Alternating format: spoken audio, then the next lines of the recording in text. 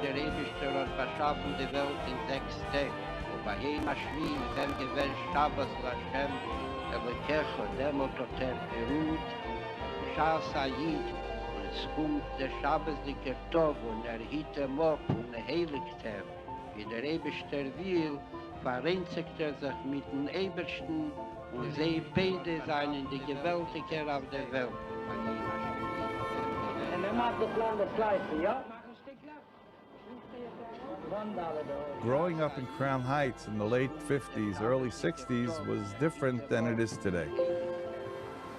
My father had a pharmacy in Crown Heights for almost 42 years. He would have discussions with the Rebbe, mainly about the store. At the time, my father kept the store open on Shabbos. My father's answer was, people depend on me to make their medicines. I'm saving life here. The Rebbe said, no, you can close on Shabbat. The fact is that there is pharmacies 7 days a week. He would have discussions.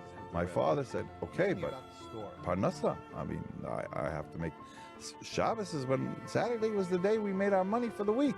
Wenn es kommt zu einem Konflikt zwischen das, was der Umgebung verlangt von und das, was steht in der Tere, wie rausgebracht in Shulchan Aruch, ist a Vodai Atem, ist der Knecht von dem Ebersten, und als fühlt sich, wie der Eberste hat ihm angewiesen, ist demut sicher, als haben einen ruhigen Schabbos. Und von Schabbos wird haben noch eine gebenchte Woche.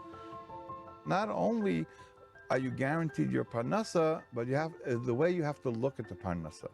You can make less parnassa and spend it on good things than make more parnassa and, God forbid, have to spend it on bad things, like for health and so on and so forth. And you of all people should know this. And that convinced my father to close his store on Shabbos.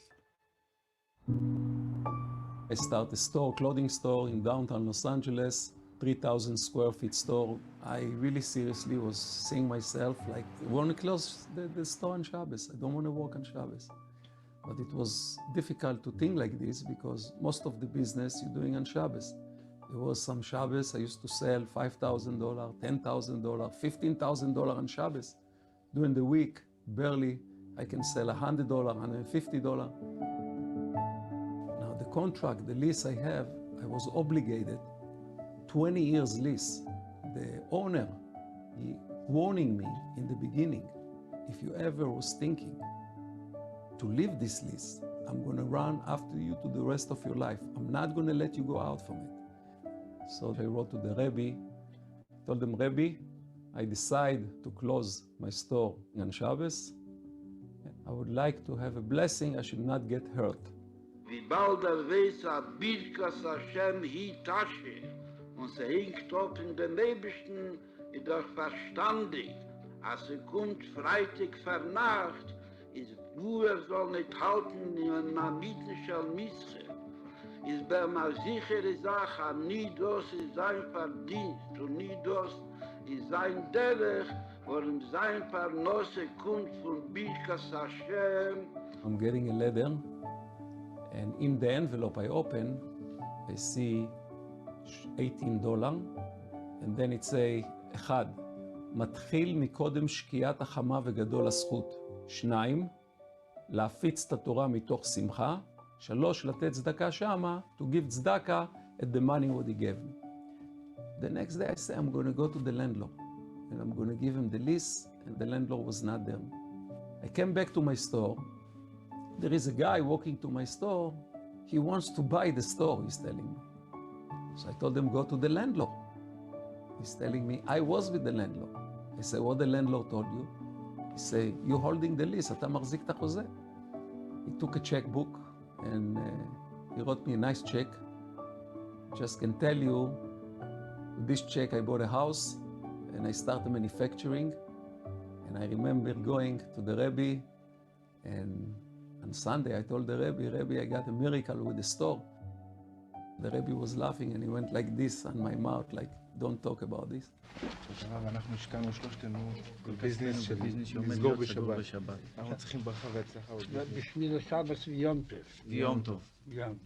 שבת ויום טוב סגור. В первую очередь нужно соблюдать субботу. Так как это Бог указал, что Асерес Адибис, когда он дал Торы, он начал с того, что каждый еврей до конца времен должен соблюдать субботу. If you'll be in the Congress, and all these people will know that you're the Shem Shabbos, that it will help the Bnei Meir, the Gentile people, to observe their mitzvahs also. Not only for the Jews to become Shem Shabbos. I started my practice on Nulatz Avenue, and things looked very bleak. It wasn't going anywhere. I remember having a friend. I happened to have mentioned to him that I was having some problems. This young man suggested that the Rebbe would be able to help me, and I made an appointment with the Rebbe. I started to tell him I wasn't doing well here in Brooklyn, and I was able to find a place in Bayside. I was going to be starting an office there. He says, do you work on Shabbos? And I said, yes, I do. And he says, now you're going to a new place. He says, you're moving. Perhaps you ought to think about not working on Shabbos. Was hat das, was fordert bei jeder Rieden, als soll wissen sein, als ist der Bnei Shel Melech Malcham Lochim HaKodesh Baruch Hu. Und das, was die Völker müssen ankommen, zu halten, offen die Kleid, weil man nicht in den Fällen in Parnasse, bei jedem ist punktverkehrt. Ayid ist nicht unterworfen, Chuki HaTeva, nur sein Cheiki, sein Constitution ist auch das, was ist angeschrieben in Tere. It became known that Dr. Walensky doesn't work on Saturday. And it was unheard of. Dr. Walensky goes to a shul. I was very successful financially, very successful. Even in the way I lived my life, I felt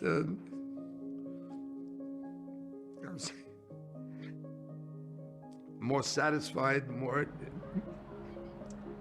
at ease, very satisfied with being Jewish. Beschau der Schabbos wird ungeführt, wie sie darf zu sein, oder demut, wie sagt, in Seher werden von dem Schabbos gebencht, die ganze 6 Tage von der Woche, was kommt nach dem. The most important impetus in the life that I'm describing to you now has been my meeting with the Rebbe.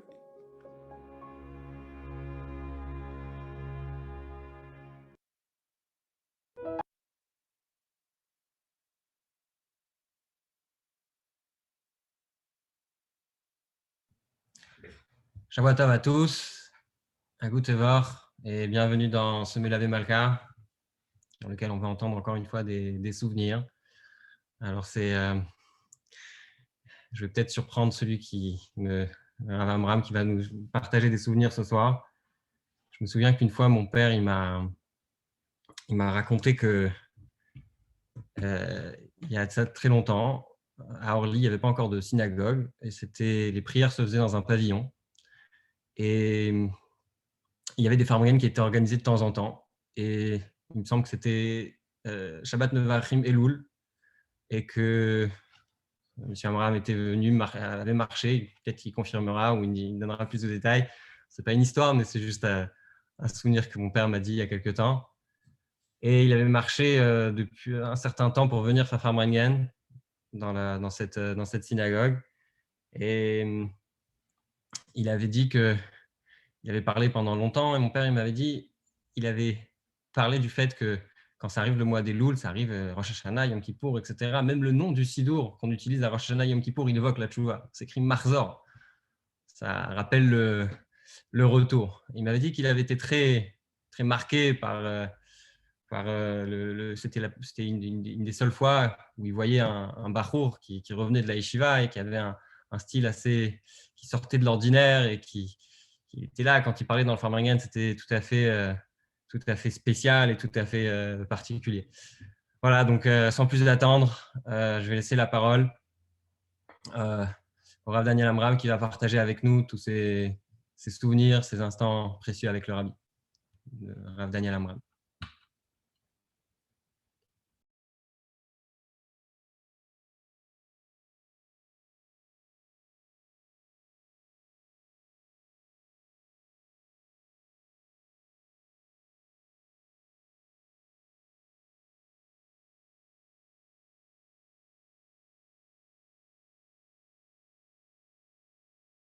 C'est bon?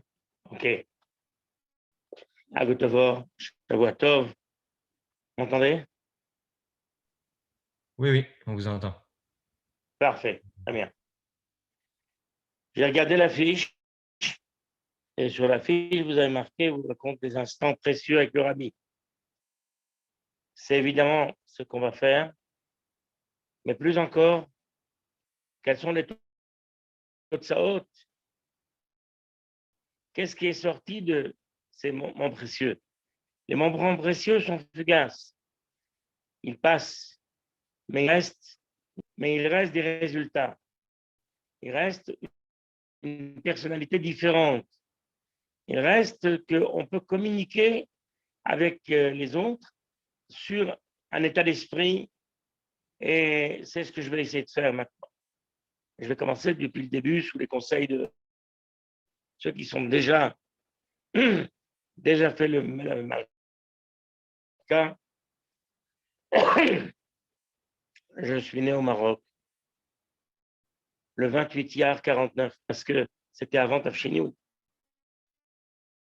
C'est-à-dire que jusqu'à aujourd'hui, je dis le Teilim du Rabbi Rayatz, parce que j'étais là à ce moment-là, très petit, évidemment pas conscient, mais en tout cas, ça permet de se situer dans le temps et d'essayer de se forger un derech en fonction de ce qu'on a pu vivre, même si j'étais un peu inconscient. Je suis né dans la ville de Fès, la ville du Rambam. Mon grand-oncle habitait la maison que le Rambam avait habitée tellement de temps auparavant, plus de 500 ans. Et malheureusement, le judaïsme là-bas n'était pas fait pour progresser. À savoir que dès que j'ai été en âge d'aller à l'école, on m'a mis dans une école catholique. J'étais bien sûr pas tour de participer aux prières, mais à l'âge de 4 ou 5 ans, j'étais dans une école catholique. Je ne suis pas resté longtemps et j'ai rejoint l'école publique, tout simplement. Ça a duré quelques années jusqu'à ce qu'on menace mon père de mort en 58. Et en 58, on a pris le chemin de la France qui nous semblait plus sûr à l'époque. Ceci étant, en arrivant en France, j'ai été directement à l'internat de l'Essal Hirsch, mais complètement comme un touriste. Ça veut dire que je n'avais aucune notion, alors que les autres à côté de moi, ils avaient déjà eu un primaire. Moi, j'arrivais en CM2, mais je connaissais strictement rien. À savoir que je voyais bien que les gens avaient des titiotes, parce que c'était obligatoire, et qu'il y avait des nœuds. Alors, je me suis amusé à faire des nœuds, jusqu'à la fin des petits lots. Ça veut dire qu'on était vraiment touristes, assez étrangers à ce monde-là. Mais malgré tout, dans ces moments-là, il passe des messages, on se forge une personnalité. Et même si ce n'est pas définitif, eh bien, on a une accumulation de messages rapides, comme un télégramme qui arrive et un autre et un autre. À la suite de cela, puisque ça c'était la première année en France, j'ai rejoint l'enseignement public. Et donc, je me suis retrouvé en 6e au lycée Jacques Decour jusqu'à la 4e, jusqu'à la 3e. Dans cette période, j'avais de nombreuses, disons, une tendance à rechercher pour moi-même un équilibre. Alors, j'ai fait des amis, mais surtout des mouvements de jeunes. Ces mouvements de jeunes m'ont amené dans les mouvements de gauche, la Shomer Hatzaïr, le Dror, l'Ichud Abonim, des choses qui n'étaient pas vraiment faites pour me former dans les mitzvot. À la suite de ça, la scolarité s'est développée. J'avais 2 amis qui allaient régulièrement à la choule le vendredi soir. Et donc, j'étais mitzaref, bien sûr, j'arrivais à la choule et ça me plaisait, oui, c'était sympathique. C'est vrai que le Shabbat, on allait à l'école. Mais en tout cas, bon, il y avait déjà un petit embryon d'intérêt pour ce qui était les mitzvot. Ensuite, j'ai dû aller, à partir de la seconde, à Strasbourg. J'ai fait 2 années là-bas. Et là, c'était déjà un moment dans lequel...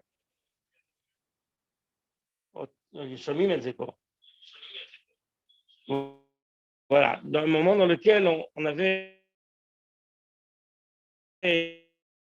plus de possibilités de s'appeler, plus authentique. Effectivement, c'est ce qui s'est passé. Et donc, je me suis accroché, j'étais au Beth Hillel à l'internat, mais je me sauvais du Beth Hillel qui était, disons, l'internat de Akiba avec ses avantages et ses inconvénients, et j'allais à la yeshiva de Eshel, où il y avait un judaïsme encore plus authentique. J'entendais des Rebachourim apprendre la Gemara au niveau. Ça me plaisait énormément, même si je n'étais pas capable de faire pareil. Voilà 2 années dans lesquelles j'ai accumulé, disons, l'intérêt pour le judaïsme. À la suite de ça, la dernière semaine où j'étais là-bas, il est arrivé une histoire que je voudrais raconter parce qu'elle était édifiante pour moi. On a déménagé la choule du Beth Hillel. Et en ouvrant les casiers, j'ai trouvé une paire de téphilines. Paire de téphilines très grosse. Aujourd'hui, on dit 4 sur 4 et c'est courant. Mais à l'époque, on connaissait plutôt les 2 sur 2. Ce qui veut dire que j'ai été particulièrement étonné par l'importance de cette filine et aussi par leur vétusté. Ils semblaient très vieux.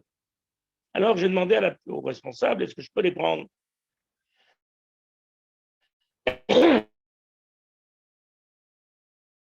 Il m'a répondu, je peux les prendre, mais n'oublie pas de les faire vérifier. J'ai été dans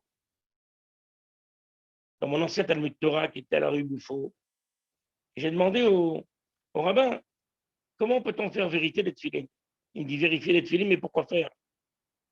Les tefilines, c'est toujours bien. Je ne savais pas qu'il fallait vérifier les tefilines. Quand j'ai insisté un petit peu, il m'a dit, si vraiment tu veux les vérifier, va donc chez les fous. J'étais choqué par l'annonce. Et il m'a dit, oui, tu vas à la rue Mélé, ils vont s'occuper de toi. Et alors, effectivement, c'est ce que j'ai fait. Je raconte cette histoire parce que c'est mon début dans Chabad. C'est mon premier contact. Rav Gorodetsky me dit, écoute, moi, je ne m'occupe pas de la vérification des tefilines, mais je vais tout de suite m'occuper de ça. Et il téléphone à Moulet, qui à l'époque était un barou avant le mariage. Et donc, il venait de Brunois en vélo, parce que sa mère ne voulait pas qu'il ait une voiture, alors qu'il avait l'âge d'avoir le permis. En tout cas, il venait en vélo. Et à Shabbat, il y avait un cours chez lui, chez ses parents, rue des Francs-Bourgeois, de l'Écoute Torah. Et dimanche, il y avait un cours 44 rue du Temple, à la première école Sinaï. Donc, j'arrive à cet endroit, 44 rue du Temple, et je tombe dans un cours. Bon, je n'étais pas venu pour ça.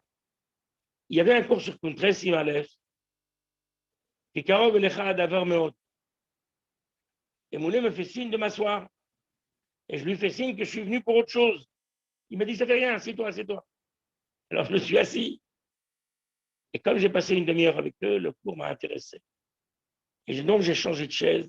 Et au fur et à mesure, je me suis rapproché du centre où on étudiait.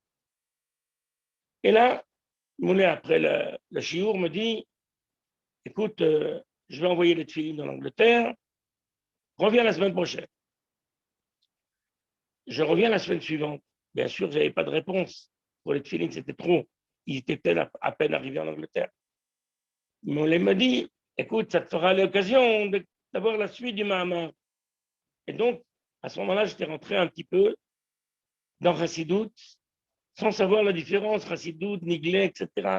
J'étais un peu éloigné de tout ça. En tout cas, j'ai eu la suite du Mahamar. Mais la troisième semaine, je suis venu les chercher. La suite la suite et fin du Mahamar. Et à ce moment-là, Moulet m'a dit, les tefilines sont arrivés en Angleterre, le Sofer les a ouverts, et il dit que ce n'est pas possible de les cachériser, c'est-à-dire d'avoir de nouvelles parchiotes et de nouveaux bâtiments parce qu'ils étaient abîmés, etc., etc. Ça ne paraît pas possible. Donc, le mieux, c'est que tu mettes tes tefilines autrement. Et peut-être que mon père, il pourra t'aider dans ce domaine. Effectivement, son père n'était pas loin et je lui ai demandé s'il n'avait pas une idée pour moi pour avoir des tefilines, parce que les miens que j'avais eus à la bar mitzvah semblaient aussi, non pas vétus, parce que j'étais jeune, mais en tout cas, ils avaient vraiment besoin d'une dika. Et Rabbi Hillel m'a dit, ben écoute, je viens de changer mes tefilines, si tu veux, j'ai une paire de tefilines disponibles. Et il me les a prêtées. Longue taille. Voilà. Donc, ça, c'était l'histoire qui m'a occasionné le premier contact avec Moulet. Dans les shiurim que j'écoutais avec attention, j'ai regardé aussi beaucoup la personnalité de Moulet, la manière dont il parlait. Il avait un français avec un accent spécial qui me plaisait. Il y avait quelque chose qui est une espèce de meshira. J'étais attiré par sa manière de parler. Ensuite, il y avait la prière de Mincha, et jusqu'à Mariv, on essayait d'avoir un petit entretien avec lui. Là, il posait des questions. Et comment tu te débrouilles pour manger cachère chez toi? Ah, mais ça, je ne peux pas te dire comment cacher les infos, c'est bien trop difficile, etc., etc. Entre-temps, j'ai continué mes études, j'étais au lycée Jarret de Cour, et on allait toujours le vendredi soir à la choule, mais pas vraiment plus que ça. Quand je suis rentré avec Moulet, eh bien, il m'a tout de suite dit que je pourrais être un chassid et que je devrais m'attacher au rabbi. Le rabbi, encore faut-il savoir de quoi on parle. Alors il m'a dit, écoute, on est déjà maintenant dans le milieu de l'été, prépare-toi pour aller chez le rabbi en Elul, et tu passes le mois de Tishri chez le rabbi, et ça va faire que du bien. J'étais d'accord, masqué. Le fait que j'avais apprécié sa personnalité, ça a fait en sorte que j'étais d'accord pour ses propositions. Là, je vais vous raconter un petit peu comment on est arrivé chez le rabbi. Il nous a dit, il faut aller à Londres, de Londres, prendre un charter. À ce moment-là, tout ce Tishri-là, on a été 3 Français chez le rabbi. Et bon, bien sûr que ça a beaucoup changé depuis, mais en tout cas, on avait l'impression qu'on représentait la France. On arrivait, on était Français. Voilà. On m'avait dit, il faut rentrer à la Maskirout, il faut dire qu'on est arrivé, demander une bracha. C'est ce qu'on a fait. Et là, on s'est débrouillé. Mais on a vu autour du 770 une vie qu'on n'avait pas l'habitude de voir. En tout cas, je vais le mettre au singulier, je n'avais pas l'habitude de voir ça. Les gens couraient vendredi, on va faire les comptes de Shabbat. Certains, ils couraient parce qu'ils voulaient avoir la prière de Mincha. Et après, enfin, c'était un tumulte dont je n'avais pas l'habitude. Moi, j'avais l'habitude d'aller le vendredi soir, à une heure bien précise. On finit, on rentre à la maison, c'est fini. Tandis que là, j'avais une vie trépidante. Il fallait que ça bouge. Ça m'a donné énormément, disons, une vision différente de ce que j'avais eu jusqu'à maintenant. Entre-temps, je vous racontais ce que j'ai eu comme ami. J'ai rencontré Jacob Spitetsky. Où est-ce qu'on s'est rencontrés? On essayait tous les deux d'être moniteurs de colonies de vacances. Chacun séparément, évidemment, on n'avait pas encore de contact. Et on est tombé au CCVL. CCVL, ils ont de nombreux châteaux dans lesquels ils organisent des colonies de vacances. On est tombés tous les deux à Herblay. Et c'était un jeudi quand on est arrivé. Et vendredi matin, les moniteurs ont fait ramasser aux enfants du bois. Alors la question, pourquoi on le fait tant? Mais faire un feuilleton vendredi soir avec des enfants, c'est pas le meilleur chinois qu'on puisse trouver. Donc nous, on était un peu à part pour le feuilleton, à part pour manger, à part pour dormir. On s'occupait des enfants. Et c'était pas simple. C'était un nouveau métier. On n'avait pas trop l'habitude. Mais en tout cas, on a plongé dans ce nouveau, dans cette nouvelle mission. Il faut beaucoup d'amour pour s'occuper des enfants qui sont dans un environnement qui est globalement différent du nôtre. C'est pas simple. En tout cas, ça s'est passé. Et ensuite, on s'est retrouvés. J'ai rencontré Jacob Spitetsky une fois. C'était déjà la fête de Sukkot, les premiers jours. Non, pardon. En tout cas, il m'a fait faire la bracha du Lulav. Et ça aussi, c'était une nouveauté pour moi. Tfilin, je connaissais. Lulav, pas forcément. En tout cas, Moulay nous a envoyé chez lui. Et c'était tellement différent. Il nous a dit, vous allez voir, le rabbi va arriver, il y aura un grand silence, etc. Et vivez avec eux. Vous ne comprenez pas, ce n'est pas grave. La neshama, elle comprend. Alors, on a vécu les tfilotes. Et moi, je croyais que la tfila, ça allait être 33-4 heures. Or, non, pas du tout. Ça a été très rapide. Alors que j'avais à peine appris à lire quelques mois plus tôt. Parce que même à la bar mitzvah, quand j'étais à Buffo, on m'a mis la paracha sur des notes de musique, avec une partition. Et c'était écrit en français, ou plutôt en caractère latin. Ben voilà. Donc, Moulay nous avait rentré dans un move qui était vraiment complètement différent. Mais ça nous plaisait. On avait une méchira pour ça, c'est évident. Pour raconter comment on a ressenti les premières tfilotes chez le rabbi, c'est peut-être aussi kedaï de le raconter. Moi, j'étais avec les Bachorim au milieu du Céven, pas comme il est aujourd'hui, il n'était même pas la moitié de ce qu'il est aujourd'hui. Mais en tout cas, J'étais au milieu, debout, avec tous les bachorim.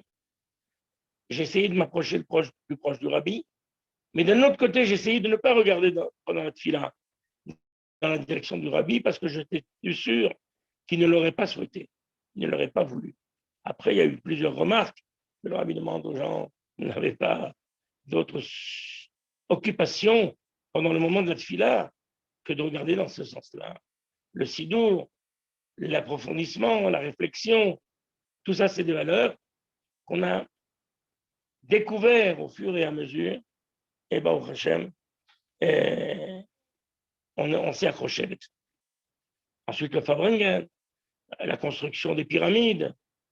Le Fabringen m'a déjà dit que c'était en yiddish. Et pourtant, on a essayé de pouvoir entrevoir ou de pouvoir voir le rabbi de là où on était. À l'époque, c'était moins difficile qu'auparavant, qu'après. Oui, il faut approcher comme ça. Voilà. Donc, toute cette vie qu'on peut s'imaginer aujourd'hui, après Gimel Tammuz, mais qu'on peut plus vivre et qu'on va revivre bientôt, parce que les Chassidim le veulent, parce que c'est trop khashouv pour l'ensemble du judaïsme d'avoir une tête. Donc, on est sûr et certain que bientôt, et merci Hachem, on pourra revenir à ces prémices. De nombreuses conséquences de nos voyages. On n'était plus les mêmes quand on est revenu. On était accrochés à des valeurs différentes. Quelques semaines sont passées et j'ai été appelé pour terminer un minyan à la rue Saint-Antoine. Ceux qui ont connu l'ancêtre de la rue Mélée, c'était la rue Saint-Antoine. Et je rentre et il y avait quelques vieux, une dizaine environ, peut-être un peu moins, puisqu'on m'a appelé pour compléter minyan. Et là, toutes les discussions étaient en yiddish, toutes les sirotes étaient en yiddish. C'était tellement différent. J'ai ressenti une certaine difficulté. J'ai dit, bon, ben, dès qu'un dixième va rentrer, moi, je vais sortir, parce que c'est pas vraiment ma tasse de thé, on dirait aujourd'hui en français. Par contre, quand j'arrivais chez Moulet, il faisait des efforts pour parler en français correctement, et on voulait qu'on comprenne, il voulait qu'on rentre dans Chassidut, il voulait que ça soit pour nous des valeurs profondes, dont on pourrait plus passer ensuite. Ça veut dire qu'on se sentirait une responsabilité vis-à-vis de la Keïla, vis-à-vis des jeunes, pour transmettre non seulement ce qu'on a vu chez le Rabbi, mais ce qu'on entend toutes les semaines. Quand on a fait avec Moulet un Mahamar, on est sorti avec des valeurs, sorti avec une adracha, un kivun, comme on dit aujourd'hui. Pardon. À la suite de ça, de nombreuses histoires que je pourrais vous raconter qui sont très importantes, parce qu'elles expriment non pas théoriquement, mais concrètement ce qu'on a pu faire. C'est évident qu'on attendait notre adracha du Rabbi. On envoyait des tzettel. Quand moi j'ai envoyé un tzettel directement, j'ai pratiquement jamais eu de réponse. Quand je la faisais passer par Moulet, d'un seul coup, au bout de 3 jours, il y avait déjà une réponse. C'était extraordinaire. Ça veut dire que je savais que le Rabbi était d'accord que le kivun qui me rapprochait de lui passe par Jeunesse Lubavitch, qui passe par Moulet. Pour nous, c'était important. Ensuite, on a eu une absence de Moulet pendant quelques temps parce qu'il est parti se marier et qu'il est resté au Kollel pendant 3 mois. Pas plus que ça. Ensuite, bien sûr, il est revenu à Paris. Le Rabbi lui a dit, il faut commencer le travail. Et là, il a commencé le travail, mais il l'a tout de suite associé. Ce qui veut dire que ce qu'on apprenait, il nous disait chaque fois, souviens-toi de ce que tu viens d'apprendre. Un jour, c'est toi qui vas donner les chiffres. Un jour, c'est toi qui vas apprendre avec les autres. C'est important de savoir que tu vas former quelque chose. Donc, tu n'es plus un acteur passif, mais tu es dans l'activité.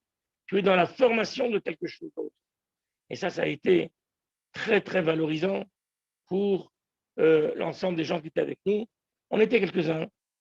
Si vous avez connu, il y a les Simoni, il y a les Shimoni, il y a eu plusieurs gens qui, à cette époque, qui aujourd'hui sont ailleurs, mais en tout cas qui étaient à l'époque motivés. Certains, comme moi, ou comme d'autres qui étaient de la même époque, sont restés. Et ils ont cherché à être utiles à la Keïla. Voilà. Maintenant,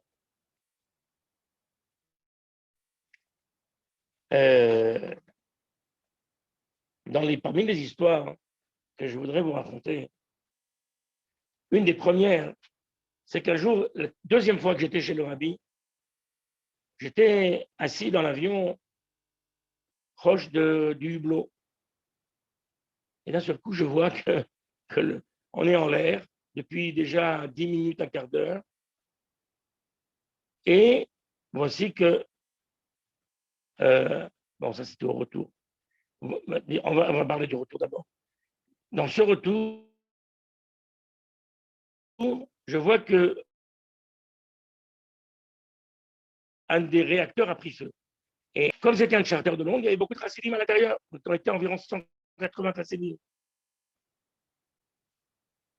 J'avertis, bien sûr, ce qui de droit. Et là, il y avait une possibilité de rentrer en contact avec l'aéroport de New York. Et ils ont dit qu'ils nous mettaient en contact avec le secrétariat du Rabbi.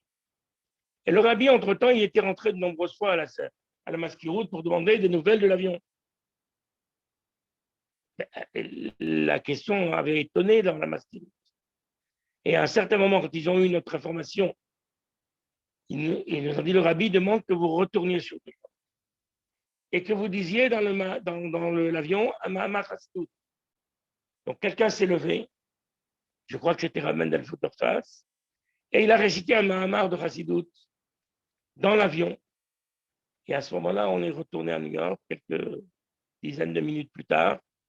Et il y a eu entre-temps, ça s'est su, à Cronite, les gens sont arrivés avec des victuailles, avec ce qu'il fallait pour nous faire passer le temps de la réparation de l'avion ou de changement de l'avion. C'est extraordinaire parce que dans l'aéroport, on croirait qu'il y avait 2000 personnes en train de chanter et danser pour le miracle qui venait d'arriver. Donc on voyait que le Rabbi, en fait, même si on n'était pas devant lui, il restait connecté avec nous, qu'on soit là ou qu'on ne soit pas là. Il restait pour aider spirituellement nos déplacements, nos choix, etc., etc. Ensuite, on va commencer à parler un petit peu de ce que ça a donné comme résultat plus tard. Ça veut dire, chacun savait qu'on ne va pas retourner à Paris, disons, sans avoir pris les décisions qu'il faut. Chacun savait qu'il allait devoir être utile par la force des choses, parce que d'abord, il le voulait, et ensuite parce qu'on le drivait vers ça. Alors, la dernière année, disons que des 3 premières, parce que pendant 3 fois j'ai voyagé chez le Rabbi avant de me marier. Je me suis marié en Tafshin Lamed, donc c'était Rosh Chodesh Kislev, et la dernière Yechidout, le Rabbi m'a donné une adracha en me disant, sur la première proposition que j'avais d'aller m'occuper des Sfardim à Montréal, il n'a même pas répondu. Sur la deuxième, qui était d'être Menaël Gashmi à Brunois, à la Yeshiva, il n'a même pas répondu.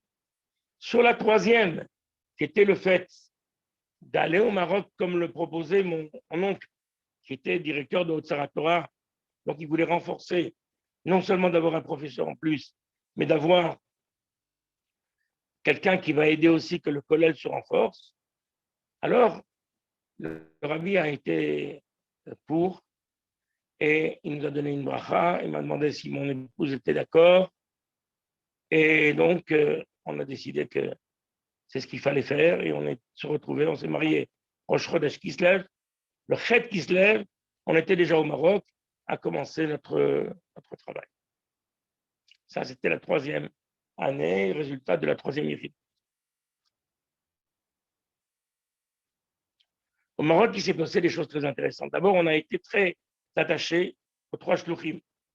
Les shluchim qui étaient Rav Matuzov, Rav Edelman et Rav Raskin. Moi, j'avais choisi un appartement à côté de chez Rav Raskin, très proche, ça veut dire à 50 mètres, parce qu'on avait décidé de faire des choses ensemble. De la même façon que Rav Matuzov, qui était, on va dire, la tête des shluchim de là-bas, qui était un homme avec une connaissance très vaste, surtout dans Chassidut, et Rav Edelman, qui était le Rosh Yeshiva, qui était celui qui drivait le limoud du Maroc à ce moment-là. Rav Raskin était plus le païl, celui qui agissait. Il avait l'école, alors que Rav Edelman et Rav Matuzov se sont occupés par l'intermédiaire de leur femme de Bet Rivka, de l'école du séminaire Chabad. Rav Raskin, il avait une école primaire. Et je racontais ce qui s'est passé une fois. Rav Raskin m'a appelé. J'étais depuis déjà plusieurs mois au Maroc. Il m'a dit, j'ai un problème, est-ce que tu peux m'aider à le résoudre? Oui. Il m'a dit, voilà, pendant le repas, pendant la cantine, il y a un balagan terrible. On n'arrive pas à maîtriser. Est-ce que tu as une idée pour qu'on puisse maîtriser ses enfants et en même temps que ça soit productif, que ça soit une assistance utile? Le lendemain, je lui ai dit la chose suivante. Est-ce que vous pouvez me donner un bureau pendant l'heure de la cantine? Oui, pas de problème. Avec un micro. Et que le micro puisse faire entendre ce que je dis à l'intérieur de la salle à manger. Oui, pas de problème. Et là, pendant plusieurs semaines et plusieurs mois même, je me suis assis au bureau et tous les jours, je racontais, je venais juste entre deux cours, puisque moi j'enseignais à Haute-Sarah. Entre deux cours, je racontais une histoire de Kouassou Hamed. Et on a passé à la Seder toutes les histoires de Kouassou Hamed. Mais les enfants ne savaient pas qui parlait. Ils l'entendaient du micro, mais ils ne savaient pas qui parlait. Et le dernier jour, je suis sorti de ma cachette et j'ai raconté l'histoire en direct. Et là, ils ont compris. Mais on avait gagné que toute l'année, non seulement les enfants avaient eu un comportement différent, mais aussi un enseignement qui les a accompagnés.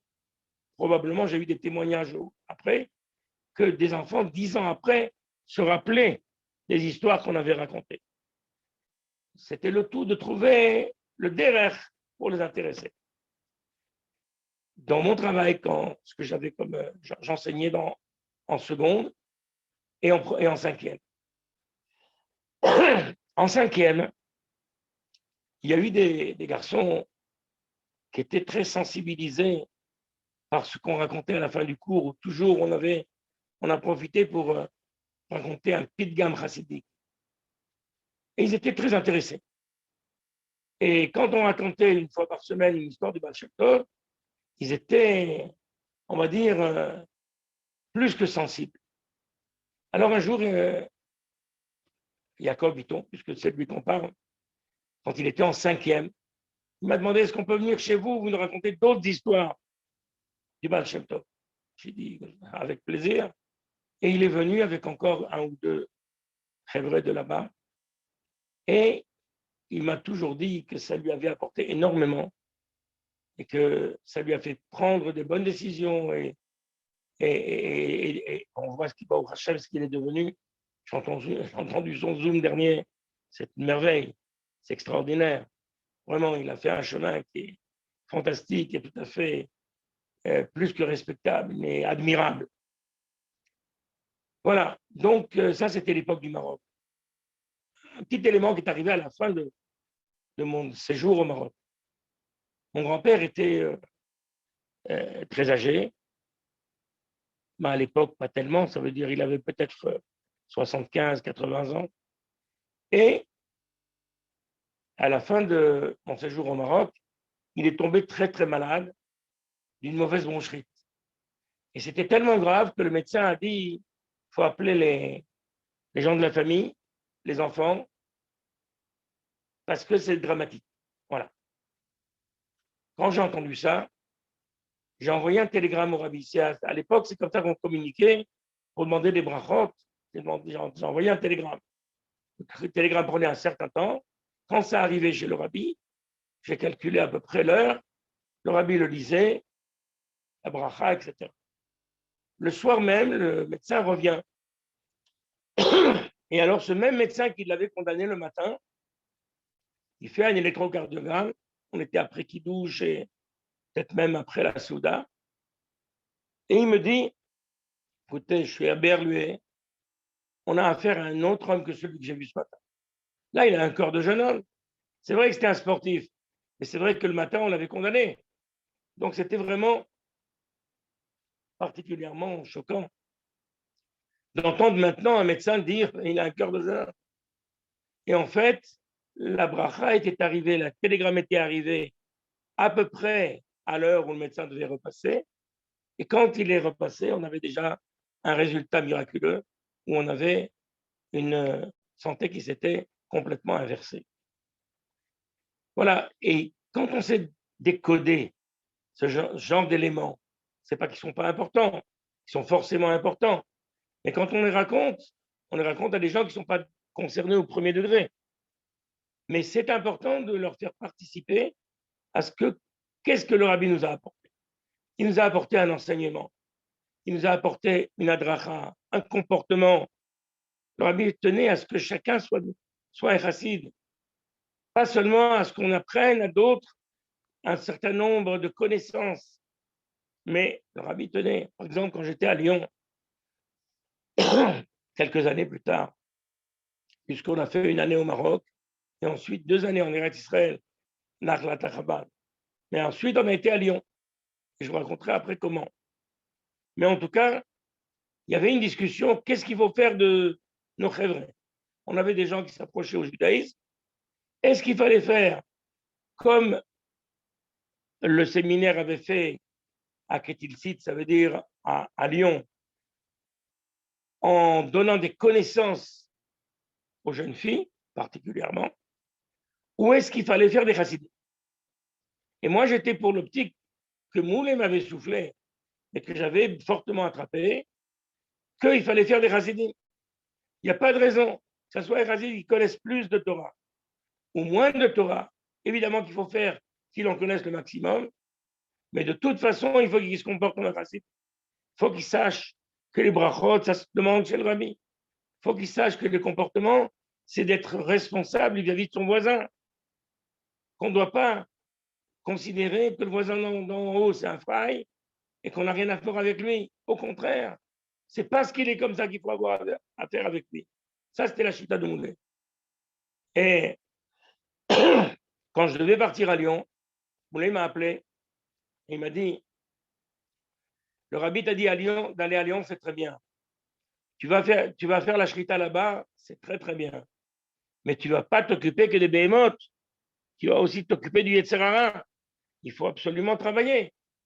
Et ça m'a donné une impulsion fantastique que j'ai fortement utilisée lorsqu'on était là-bas. Ça veut dire qu'on a vraiment dépassé les limites. Au Hachem, que ça a donné des bons résultats très rapidement. Quand on est arrivé, c'était Motsaï Yom Kippour. Motsaï Yom Kippour, on est arrivé à Lyon. À Soukot, on avait 70 personnes. C'est quelque chose d'extraordinaire. Comment c'est possible une telle ouverture? Il faut savoir une chose, c'est qu'à Lyon, à l'époque, il n'y avait rien. Pas difficile. L'école juive n'était pas encore vraiment active. Il y avait quelques chèvres. Le Rav Spingarn n'était pas encore arrivé à Lyon. Le Rav Pinto non plus. Ça veut dire qu'on était dans un désert de Gobi dans lequel il fallait agir. Et on avait l'impression que lorsqu'on allait chez d'autres juifs, parce que moi je travaillais à la Shrita à peu près 2 jours par semaine, le reste du temps on était libre, on a organisé la maison comme un Beth Chabad, il y avait 7 ou 8 pièces, on avait des alcôves, ça veut dire qu'il y avait des fois 10 shiurim à la fois. On a fait participer des gens comme M. Danan, comme le Rav Fultorak, comme les gens de l'école juive, pour qu'ils viennent donner des shiurim. Et ça a donné une émulation dans la ville qui a été très importante. Ceci étant, il fallait faire son travail de shkita correctement. Bien sûr, c'est essentiel que dans la ville, on ait à manger cachère, mais il fallait avoir une activité et pas penser que l'activité d'un chouret, c'est d'aller se reposer quand il était fatigué. Bien sûr qu'il faut se reposer, mais il y a reposer et reposer. Ce qui veut dire que lorsque on avait fini son travail, repose-toi une demi-heure, et à la derrière, va t'occuper. Et là, on a eu des chèvres qui sont venus. Quand on a tapé aux portes, on avait l'impression que la porte s'ouvrait avant qu'on ait fini de taper. C'était extraordinaire. Chaque Shabbat, on allait dans une keïla différente.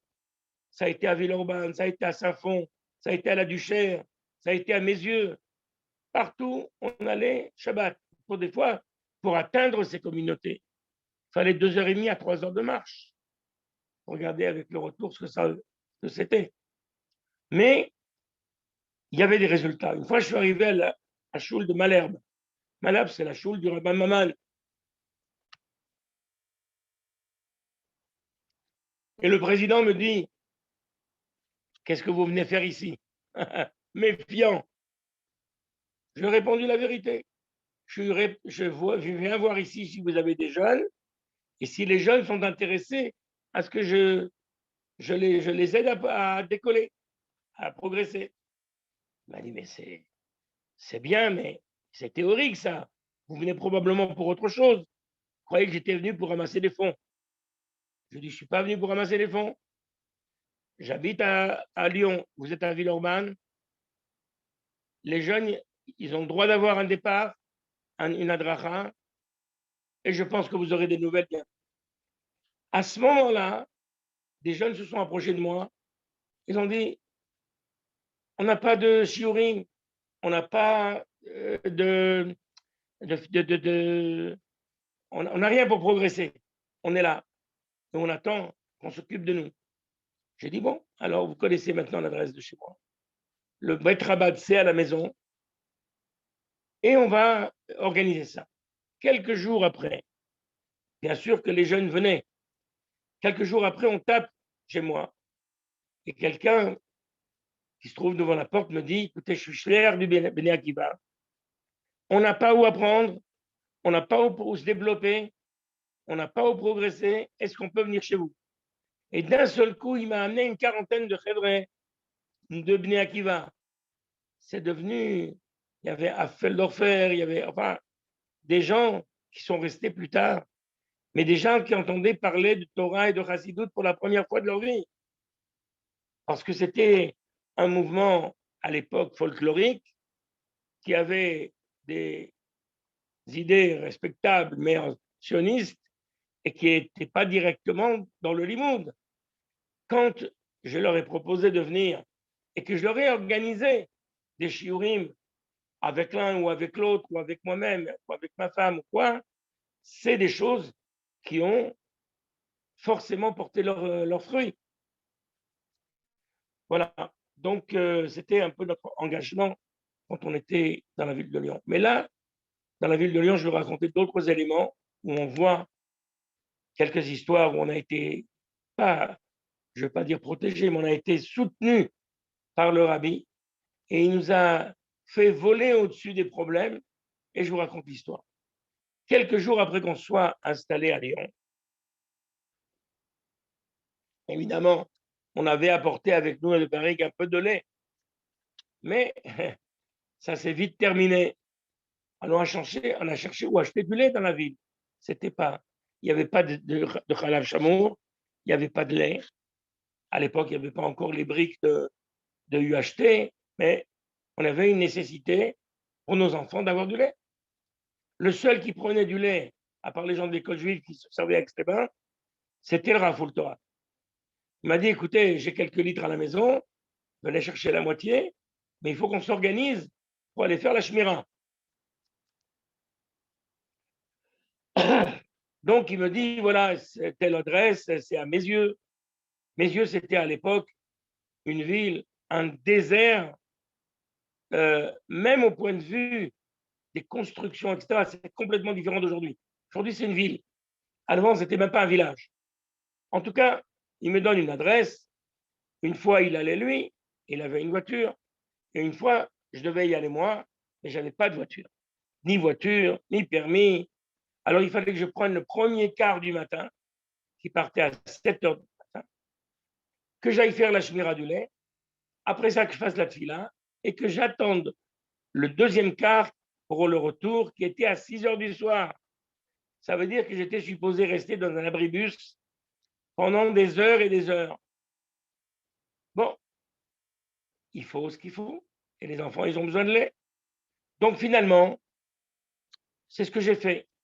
Et un jour, j'étais en train d'attendre le bus de retour, mais il était 10 heures du matin, et le bus était prévu à 6 heures du soir. Et il faisait -5, et c'était terriblement difficile. Et je vois que derrière moi, une porte d'un pavillon s'ouvre. Et la dame me dit, mais rentrez à l'intérieur, il fait froid, et puis vous n'avez pas de bus maintenant. Avant 6 heures du soir, vous n'avez rien du tout. J'ai dit, je sais. J'ai vite regardé sur la boîte aux lettres, et je vois un nom non juif. Voilà, ça s'appelait Madame Lemire.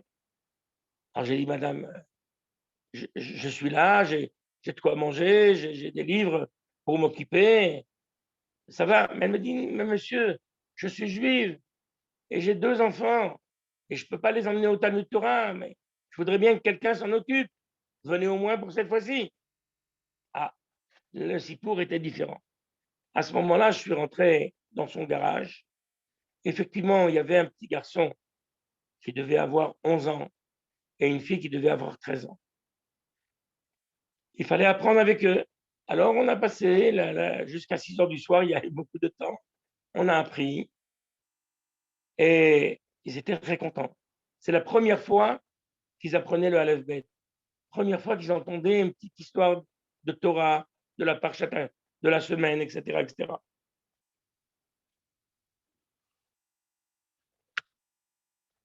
Pourquoi je vous raconte cette histoire? Parce qu'elle ne s'arrête pas là. Voilà que la madame Lemire m'a dit, je peux réunir dans le quartier, 5 ou 6 enfants. Et on pourrait faire une classe de Talmud Torah.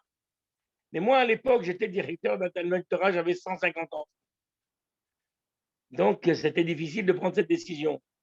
Mais je l'ai prise, j'ai téléphoné au Rafoul Torah et je lui ai dit, trouvez un remplaçant pour le grand Talmud Torah. Et sachez que je vais prendre une classe de 5 enfants à mes yeux. Il m'a dit, monsieur Amram, vous avez perdu la tête. On ne laisse pas tomber 150 pour 5. J'ai dit, les 150, vous allez trouver la solution. Les 5, personne ne la trouvera. Donc, si le rabbi m'envoie ici, c'est pour faire des choses que d'autres ne peuvent pas faire. Alors, j'ai pris ce Talmud Torah. Et voilà que, bon, évidemment, un Talmud Torah de 5 enfants, surtout que c'était hétéroclite, c'est-à-dire 2 filles, 3 garçons avec des âges différents. Il y avait un petit de 6 ans, etc. Bon, ce n'était pas facile. Mais en tout cas, on a fait un petit concours et une des filles a gagné. Et ce qu'elle a gagné, c'était quoi? Elle a gagné la possibilité de passer Shabbat avec nous. Bon, on s'est débrouillé pour qu'elle arrive à la maison. Et voilà qu'elle voit de la katanerot qu'elle n'avait jamais vue de sa vie. Elle voit qu'on fait kidouche. Elle ne savait pas ce que c'était. On avait seulement raconté. Quand on raconte dans un Talmud Torah, rapidement, ce n'est pas quand on le voit. Donc, voilà que elle était très contente, elle est retournée chez elle, plein d'enthousiasme, etc. L'année était finie. Et voilà qu'on a dû, pour d'autres raisons, rejoindre d'autres horizons.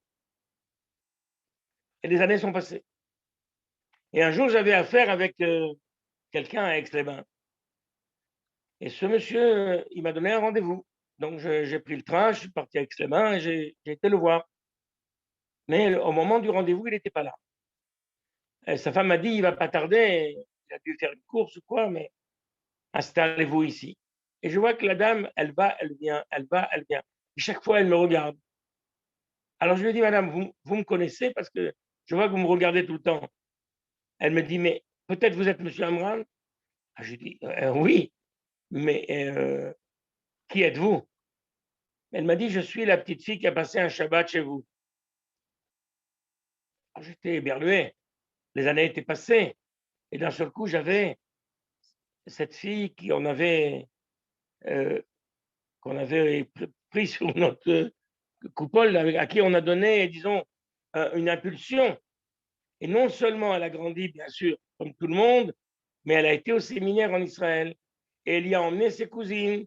Et voilà qu'une dizaine de familles sont sorties de ça. Alors imaginez-vous, on est là pour faire Halav Israël. On est là pour subir le grand froid de la région lyonnaise qui, en mois de janvier, n'est pas facile à supporter. On est là pour aider une classe de 5 enfants qui démarre et pour lequel on laisse tomber un Talmud Torah de 150 enfants, que Dieu s'occupera de leur envoyer ce qu'il faut. Et on trouve des 10 familles de gens Haredim. Elle était mariée avec un Ben Kolel. Elle a vraiment dit, donné un nachatouar que quand on prend des décisions qui vont dans le sens de l'orientation que le rabbi nous a fait avoir, c'est toujours valorisant, c'est toujours positif. On a vraiment vu que là, on avait réussi cette Nikuda.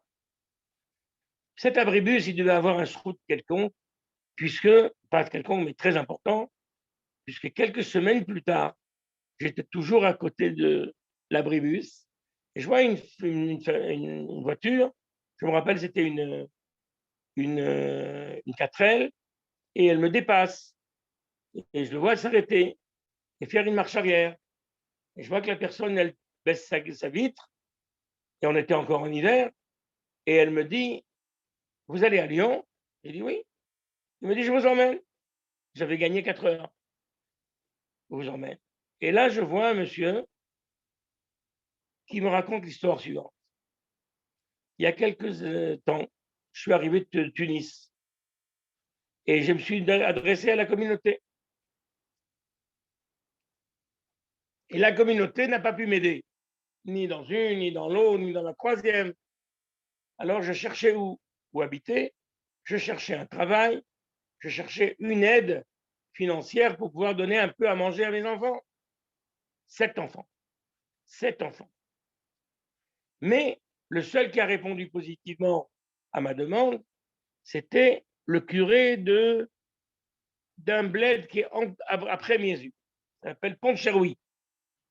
Il m'a donné une maison gratuitement, à condition que la croix qui est sur le mur ne disparaisse pas, qu'elle reste sur le mur. Bon, la maison, elle est gratuite. Il m'a donné une petite aide financière pour acheter à manger. Donc, on était globalement satisfait de ce départ. Le temps est passé.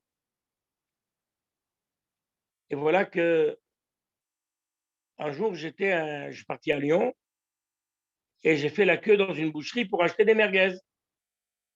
Et le directeur de l'école, que je ne connaissais pas, il s'est arrêté devant la queue qui sortait de la boucherie et il me voit, il me dit, mais vous êtes juif, vous? Je lui dis oui. Il me dit, mais qu'est-ce que vous faites là dans une boucherie arabe? Venez, je vous emmène dans une boucherie cachère et vos dépenses, c'est pour moi aujourd'hui. Alors, très bien, il est sorti des rangs, il est parti à la boucherie, on lui a acheté ce qu'il fallait, etc. Et là, le directeur lui dit, mais où habitez-vous? Il dit, Pont-Cheroui. Pont-Cheroui, c'est 40 km, c'est loin. Et il dit, oui, mais je n'ai pas d'autre solution, parce que là-bas, j'ai une maison gratuite. Il dit, vous avez des enfants? Oui.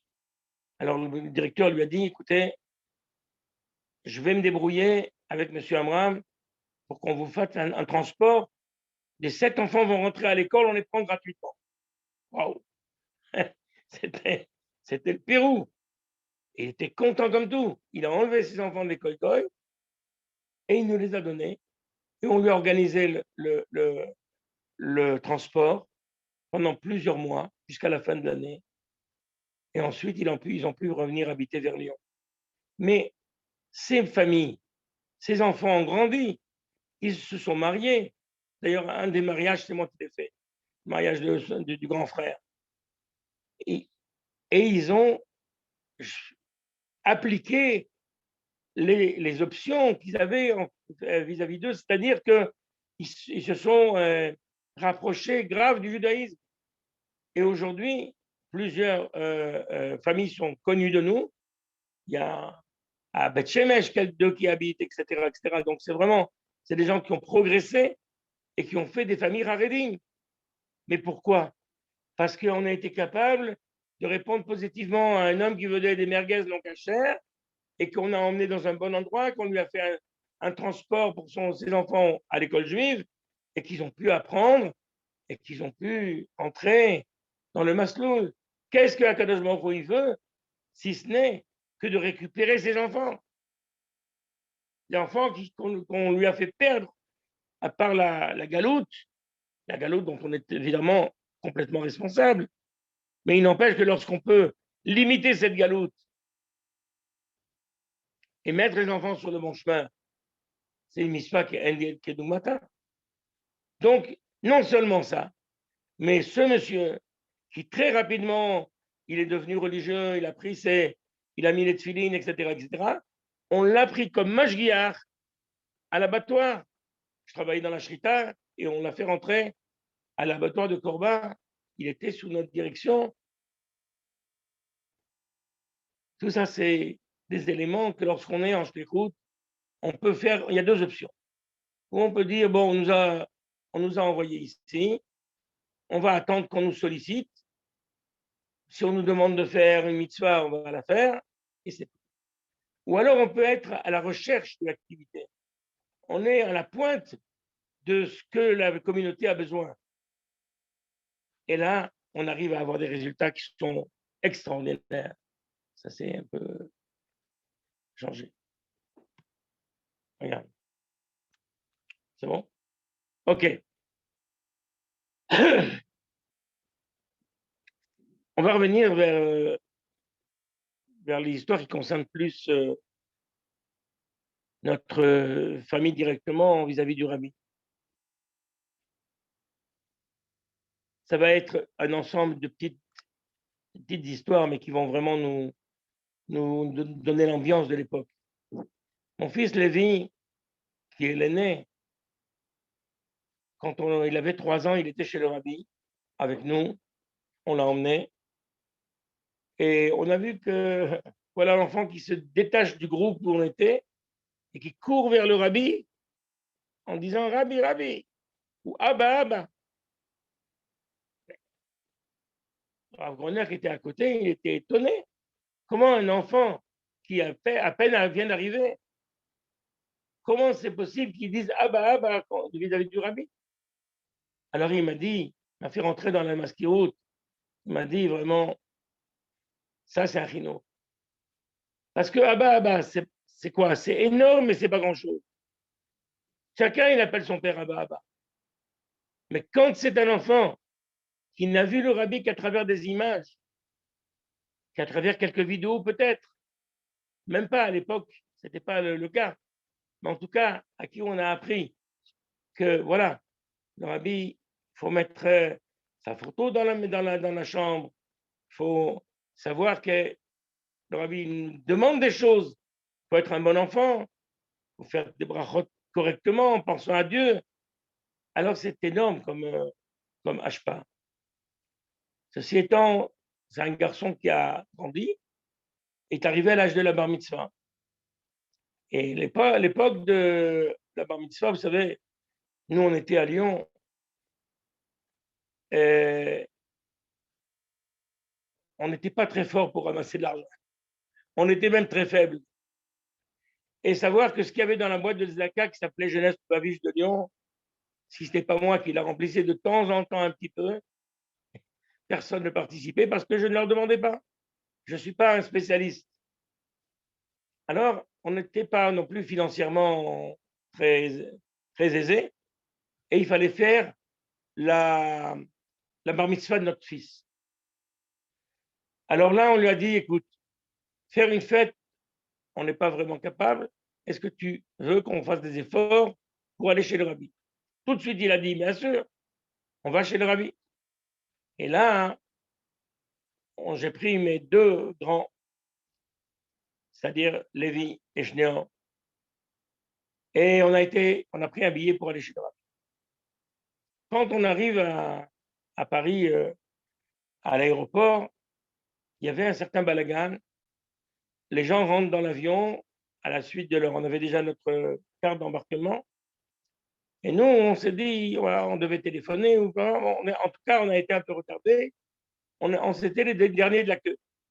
Quand on est arrivé à nous, ils ont dit, hop, on a fait une erreur et il n'y a plus de place dans l'avion. Ça veut dire ça. Plus de place dans l'avion. On a une carte d'embarquement. Ils ont dit, oui, c'est vrai, mais il y a une erreur. À l'époque, on pouvait encore faire des erreurs. L'informatique était sûrement moins performante qu'aujourd'hui. Bien. Alors, vous proposez quoi? Comment on va à New York? Alors, ils disent, voilà, bon, nous, on va vous indemniser. On va payer l'hôtel à côté, ici, puis une indemnisation, etc., etc. Et vous partez demain matin. Et c'était Chol HaMoed Sukkot. Ce qui veut dire que on devait voyager au Shana Rabbah. Nous, on devait voyager normalement un jour avant. Comme maintenant, on n'était pas rentré dans l'avion, alors on devrait partir au Shana Rabbah. Quand on a fait le compte de ce qu'ils nous ont donné, etc., j'ai téléphoné à ma femme et je lui ai dit, prépare-toi pour un voyage demain. Et elle a pu venir, elle, alors qu'on ne pouvait pas faire la bar mitzvah familialement, elle a pu venir avec ma fille aussi. Donc, on était 5 à la bar mitzvah. Et au Hachem, ça s'est très bien passé. On était dans la soukha de Rav Groner. Il nous avait invités à l'époque. Et on a fait mini bar mitzvah.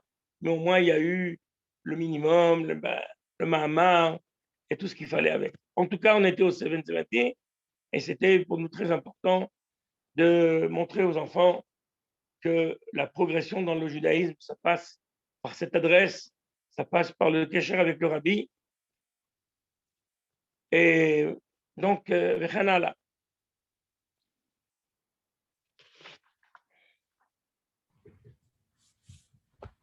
Daniel, peut-être qu'on fait une petite pause avec un nigoun pour reposer un petit peu quelques minutes. Lechaim. Ouais.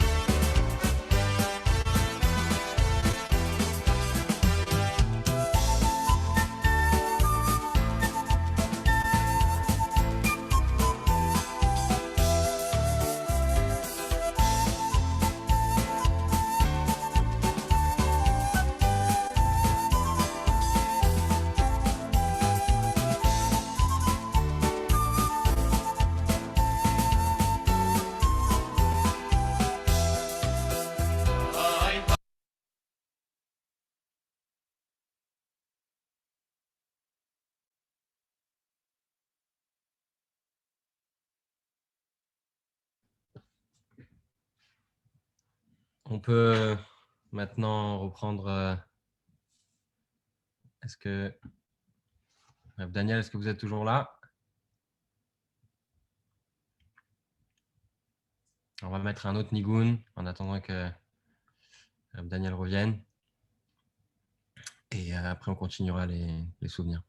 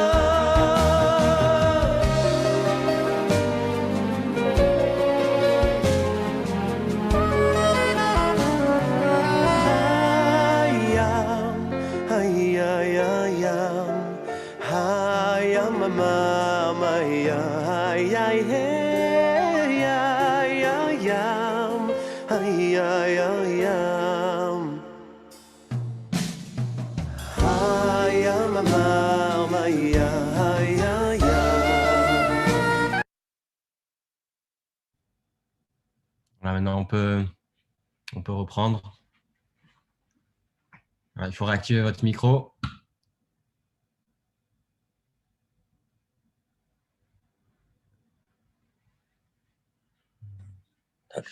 Voilà, ça y est, c'est bon. Ok, ouais. Super. Tov, là maintenant, je vais raconter quelque chose qui c'est plus à Shayar à la Yechidut. Quand j'étais en première, je voulais absolument aller à la Yeshiva. Et j'ai donc demandé au Rabbi, c'est la première fois que je rentrais en Yechidut, l'autorisation d'aller à la yeshiva. Et le rabbi ne m'a pas répondu sur ce sujet. Donc j'ai compris que le rabbi ne voulait pas. La deuxième année, j'ai demandé au rabbi la même question. Et là, il m'a dit, il faut terminer votre cycle secondaire et ensuite aller à la yeshiva. Donc je savais que la finalité, c'était quand même d'aller à la yeshiva après ça. Quand j'ai été à la yeshiva, j'ai fait seulement quelques mois. Je suis rentré le même jour que Yosef Mergui à la yeshiva. On était ensemble dans l'avion. On est arrivé et il a eu un parcours différent. Il est resté 3 ans. Moi, je suis resté seulement 7 mois. Mais il fallait absolument rentrer, j'étais un peu plus âgé, rentrer dans l'activité. Alors, si vous voulez, je me suis un peu préparé mentalement à ce que ça va être plus tard différent. Donc, je me suis retrouvé une année au Maroc, comme j'ai déjà raconté. Là, on a beaucoup eu l'aide des shluchim de sur place qui nous ont aidés à progresser. Ils nous ont formés dans le sens de s'occuper d'une communauté, d'être responsable vis-à-vis des autres. Ensuite, j'ai donc été au Kollel comme le Rami me l'avait demandé pendant 2 ans à Nachlat Chabad. Et à ce moment-là, à la 2e année, je commençais à apprendre la Shrita. Bien, je commençais à apprendre d'abord la théorie, on a ouvert un Shulchan Aruch, on a regardé, tout était sur le chemin, mais pas forcément dans le sens d'une parasa. Ça pouvait être simplement, comme la Gemara elle dit, qu'il faut savoir un peu tout faire, donc Shrita, Mila, Sofrut, etc. Qu'est-ce que j'ai fait à ce moment-là? À ce moment-là, j'ai demandé au Rabbi, dans une yéridoute qui était 6 mois avant que je finisse le Kollel, c'était à Purim à peu près, et j'ai demandé au Rabbi, est-ce que ça vaut le coup de s'intéresser à une parnassa dans la Shrita? J'avais rencontré Rav Shlamé dans le 770, et Rav Shlamé m'avait dit, écoutez, moi, je ne sais pas, je ne connais pas beaucoup dans ce domaine-là, mais par contre, mon beau-frère, il est Dayan de Lyon, vous pouvez vous adresser à lui pour lui demander si lui, il n'aurait pas un besoin. C'était très vague, rien de précis. Mais je disais quand même dit ça au Rabbi. Et je dis au Rabbi, voilà, je vais rentrer bientôt en Israël. Et le Rabbi me demande, est-ce que vous allez passer par Lyon, par Paris? Oui. Est-ce que vous pouvez aller à Lyon? Il dit oui. Donc, il me dit, c'est que d'aller à Lyon, de prendre rendez-vous avec le Dayan et de voir. Et il y a Spitesky qui essaie de nous avoir. Et de voir comment on peut développer une collaboration. Alors, 6 mois avant de quitter le Kollel, ça, le Rabbi me dit, ça vaut le coup de s'intéresser à une shrita dans cette ville de Lyon si vous voyez que le fait d'arriver, ça fera le shalom entre les Ashkenazim et les Sfardim. Alors, moi, je ne connaissais pas du tout la situation à Lyon. Et j'ai demandé à voir. Quand je suis arrivé au cours de mon voyage à Paris, j'ai été à Lyon en faire un aller-retour et après avoir pris rendez-vous avec le Dayan et que je lui dis, voilà, le Rabbi m'envoie pour savoir si vous n'avez pas pour moi un avenir dans la Shrita. Je vois que le Dayan n'est pas perturbé, alors que ce n'est pas son habitude, en tout cas. Et voilà qu'il me dit, écoutez, je vais vous dire toute la vérité, on était en réunion hier soir. Hier soir, on a décidé que l'ancien Shored, il doit partir. Il peut s'occuper d'être Mashgiach, Klali, etc., mais il doit partir. Mais ça ne peut pas être immédiat. Donc, voilà ce qu'on va faire. Retourner en Israël, finissez la smira de Shored Gassot, et ensuite, moi, je m'engage à ce qu'on vous engage dans notre Keïla.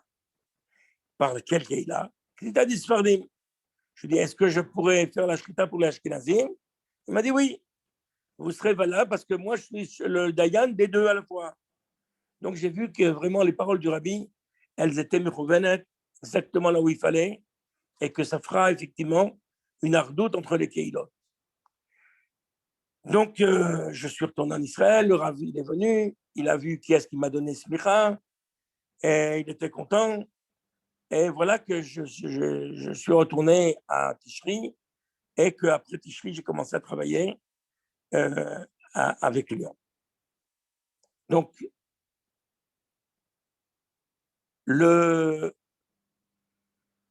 j'étais donc dans les Yanim. En même temps, on a fait à Fatsa parce que Moulay nous avait bien dit, ne va pas à Lyon que pour les béhémotes, mais toi aussi, du etc. Donc, il faut t'occuper des jeunes, etc. Ce qu'on avait déjà bien envie de faire et qu'on a fait effectivement. Ceci étant, après quelques mois, je voulais aussi apprendre la Mila. J'ai eu un premier garçon en Israël à Nachlat Chabad. Le Rabbi Yaakov Yosef Raskin, il a été le Moël. Et ensuite, j'ai eu un deuxième, c'était un Shabbat, et le Rav Raskin était aussi le Moël. J'ai dit, bon, Hachem, je vois que j'ai des garçons, ça vaut peut-être le coup d'apprendre la Mila. Et là, je demande à l'un, à l'autre, troisième, etc. Tout le monde me dit, non, on n'a pas le temps, on ne peut pas s'occuper de ça. Bon, et moi, j'écris au Rabbi, tout simplement, que personne ne veut m'apprendre. Alors le Rabbi me répond, mais très rapidement. Dans la même journée, il est sorti le Tzatne.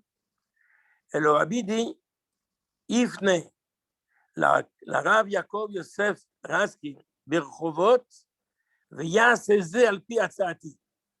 Ça veut dire, non seulement il fallait le voir, mais il le fera, parce que moi, je lui conseille de le faire. Quand j'ai été voir Rav Raskin à Rechovot, il m'a dit, Sagar Alaim Abidbar, je n'ai pas où me sauver, je suis obligé de t'apprendre. Et lui, l'avantage qu'il y avait à apprendre avec lui, c'est qu'il faisait beaucoup de milotes dans les hôpitaux. Et ça pouvait être 7, 8, 10 par jour. Donc, qu'est-ce que c'est la Mila? Mila, il n'y a pas beaucoup d'anachot, mais il y a à apprendre sur le tas. On voit différents cas qui sont arrivés. Regarde comment on met le magasin, regarde comment on coupe, regarde qu'est-ce qu'il faut faire dans le cas de tel ou tel problème. Et donc, ça a été vraiment ce qu'il fallait. Par contre, je ne voulais pas en faire un métier. Alors, quand même, ça m'a servi, quand j'étais à Lyon, une fois, quelqu'un me téléphone de Genève. Et pour tout dire, c'est Armand Amoyal à la Vachalom, qui d'un côté, c'était mon ami parce qu'on donnait des cours toutes les semaines à Genève, tous les mardis soirs. Je prenais la voiture avec ma femme, elle donnait un cours de femme, moi je donnais un cours d'homme. Et donc, on se connaissait. Et il me dit, écoute, j'ai un grand problème, voilà, j'ai une Brit Mila, j'ai eu un garçon, il n'y a pas de Moël dans la ville. Nous, alors, il faut faire venir un Moël de l'extérieur. Il m'a dit, mais le problème, c'est que la Brit Mila tombe le premier jour de Pessah. Alors, je lui ai dit, mais qui va venir au premier jour de Pessah? Alors, il m'a dit, toi. J'ai dit, t'as raison. Le problème, c'est que ma femme, elle avait accouché 15 jours plus tôt. Mais on a mis tout le monde dans la voiture. Ils nous ont trouvé une maison qui était déjà cachérisée, des gens qui sont partis en Amérique passer ça. Et voilà qu'on a passé la Brit Mila. Et ben, au Hachem, c'était dans la choule du Rav Schlesinger. Et ça s'est très bien passé. Donc, ça a été utile. Donc, j'en ai pas fait un métier, mais parfois, ça a été utile pour chez nous, dans les familles, etc. Et aussi pour d'autres qui étaient toujours dans des situations embarrassantes ou angoissantes. Donc, je vais revenir à la Shrita. La Shrita, il fallait remettre un autre système sur pied. Il fallait qu'on commence à travailler avec les autres. Ça veut dire qu'il y avait un shochet auparavant, Ashkenaz, qui est d'ailleurs un Marocain, mais qui travaillait pour la communauté Ashkenaz. Et lui, il devait faire entre 12 et 15 bêtes par semaine, cachère. Moi, j'étais pour la communauté Sfarad et je devais en faire 30 ou 35.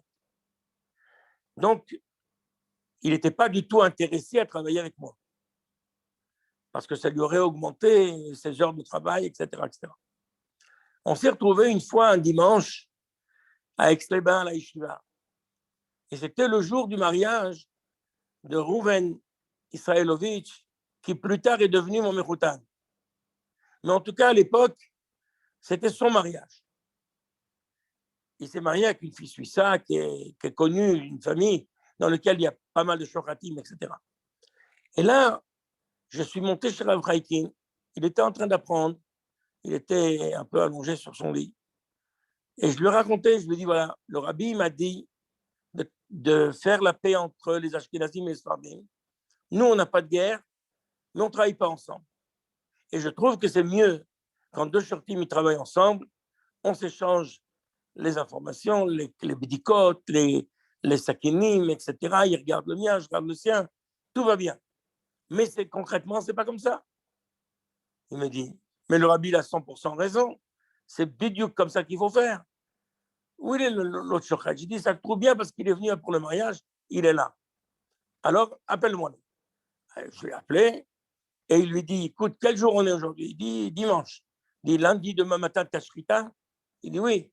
Ben, à partir de demain matin, je travaille avec lui.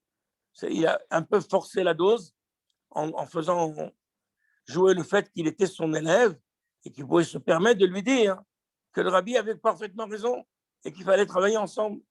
Et on a travaillé des années ensemble, jusqu'à ce que je quitte Lyon. Et voilà.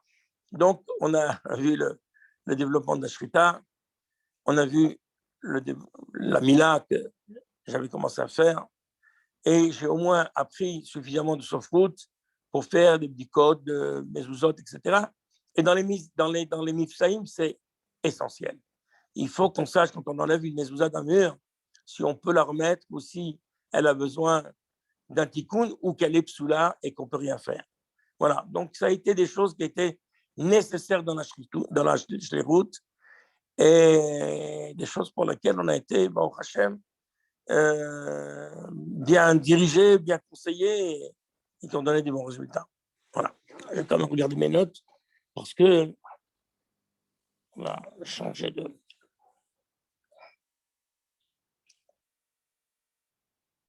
Ouais.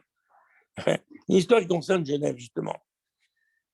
Vous savez qu'on donne, bon, je vous l'ai dit tout à l'heure, on donnait des cours à Genève tous les mardis soirs. À l'époque, il n'y avait pas d'autoroute. Lyon-Genève, ça n'existait pas. Aujourd'hui, bien sûr qu'on va à Genève rapidement, en 1 heure, on est rendu. Mais à l'époque, il fallait prendre des routes de montagne. Il fallait passer par Nantua. On a pris une fois la voiture, on est allé arriver à Genève, on a donné nos shiurim, tout le monde était content, etc. Et on reprend la voiture. Et arrivé en haut de la montagne à Nantua, on tombe en panne. Bon, ça arrive. Et il n'y a personne. Il est 2 heures du matin. Personne ne passe. C'est une route de montagne. À un moment, il arrive 2 Italiens avec une voiture de sport, une sorte de Maserati. Et ils nous disent, non, qu'est-ce qui vous arrive? Il y en a un des deux qui connaissait un petit peu. Il regarde, moi je ne savais pas. Il dit, ça c'est une panne d'essence, tout simple, tout bête. Il faut acheter de l'essence. Problème, on n'avait même pas d'argent. Ce qui veut dire, on était parti vraiment comme, on était certain que dans une route, il ne peut jamais rien arriver. Bon, il faut avoir les pieds sur terre. Et non, on n'avait pas comme il faut à l'époque. Donc, c'était difficile comme problème. Parce que je ne pouvais pas envoyer ma femme chercher de l'essence et rester à côté de la voiture. Je ne pouvais pas non plus y aller et la laisser à côté d'un des 2 Italiens. Ils avaient une voiture qui prenait que 2 personnes. Finalement, on s'est débrouillé, mais comme on n'avait pas d'argent, qu'est-ce qui s'est passé? Eh bien, ma femme, elle, les bras ballants, elle met les mains entre les 2 sièges, puis Tom, il sort un papier, et ce papier, c'était 50 francs. À l'époque, 50 francs était suffisant pour faire un plein. Imaginez-vous, on était confiants qu'en revenant d'une shlichut et que les gens étaient, disons, dans les inyanim de nos shiurim, eh bien, un miracle s'est produit. C'est vrai que c'est nous qui avons perdu les 50 francs, mais là, on l'a trouvé et miraculeusement au moment bédiou qu'on en avait besoin. Tu dis? Exactement. Quand il a appris Armand qu'on était en problème, il avait écrit au rabbi de demander une bracha. En tout cas, avec Armand, on a fait son brit, c'était le premier jour de Pessah, et on a continué à donner les shiurim jusqu'à ce qu'il y ait eu un shliach sur place, le fils de Rav Pesner s'est installé, et là, on n'a plus été obligé d'y aller, mais on a eu d'autres shlichuyot à droite et à gauche. Voilà. Donc le Maroc, on a à peu près parlé de cela, de Lyon globalement, mais il y a eu des centaines d'histoires. Une fois Moulet, je lui ai raconté quelques histoires de Lyon. Il m'a dit, mais il faut écrire un livre. Tu as des histoires, c'est incroyable. Effectivement, bon. Ensuite, on a été à Vitry. Vitry, bon, on n'a pas grand-chose à dire, à part le fait qu'il y avait quelques jeunes, il y avait de nombreux jeunes même, on peut dire. Et Moulet m'avait envoyé en disant, attention, c'est une shlichut difficile. Le président de la communauté, il est marié avec une Goya, et ils n'ont pas de limite. Tu vas voir que ce n'est pas facile. J'ai dit banco, je prends. Donc, je me suis installé à Vitry. Et on allait tous les jours emmener les enfants au Cheder, parce que la raison principale pour laquelle on était à Paris et non pas à Lyon, c'est parce que le Chinour y était possible, tandis qu'à Lyon, on n'avait plus de possibilité. On avait pris un moment Moshe Rer, Alav Shalom,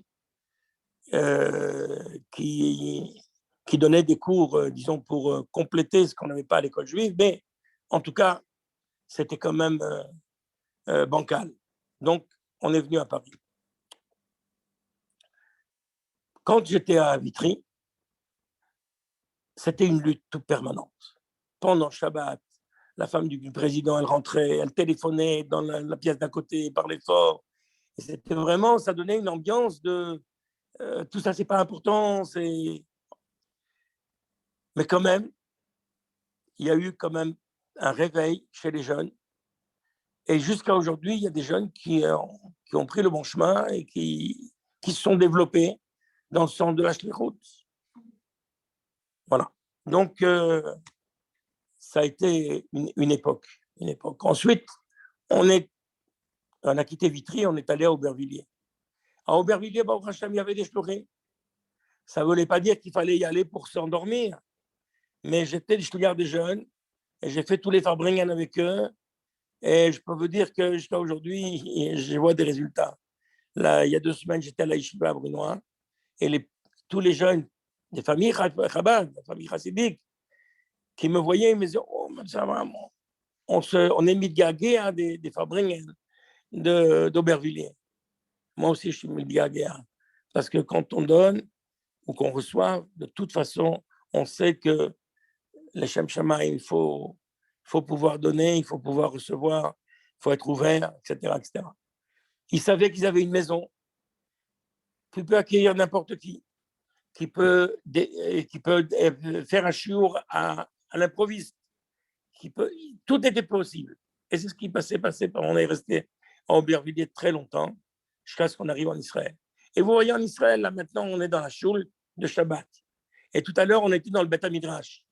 Ça veut dire que le Beth Rabad de Yavniel, là où on habite, qui est une ville à moitié braslave, puisque la moitié de la ville, ce sont des 300 familles braslaves, le reste, beaucoup de frailles aussi, et seulement 6 ou 7 familles Rabad.